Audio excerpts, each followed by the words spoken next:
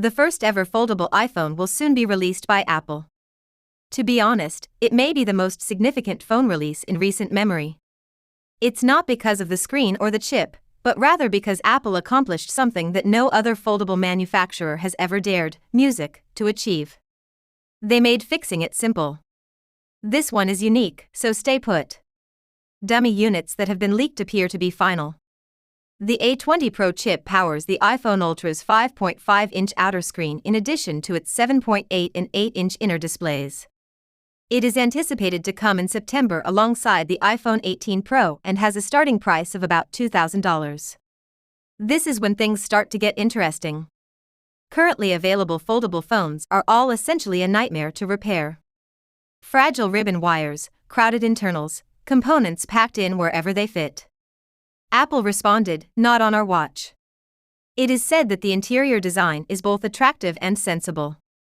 This foldable is the simplest to disassemble in its class because to a clever stacking system. In order for wires to flow straight up, Apple relocated the motherboard to the right. No intricate routing around the fragile folding hinge. It is completely different from the Pixel Fold series or the Galaxy Z Fold. This clever internal design also made space for the largest battery ever installed in an iPhone, 5,400 mAh, on a small, foldable casing. Instead of moving the volume buttons to the side of the phone, Apple placed them to the top. Why? Because it was impossible to route cables over the hinge with the motherboard on the right. Internal organization is maintained by raising the buttons. And to be honest, it makes perfect sense in landscape tablet mode. This is the catch, though. You are using your pointer finger to reach for the top of the device when you fold it into phone mode and attempt to change the volume with one hand. That is uncomfortable.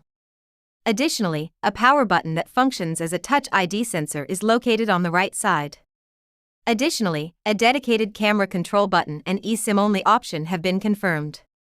Apple acknowledged the ergonomic trade-off in phone mode and clearly favored the iPad mini experience in landscape mode.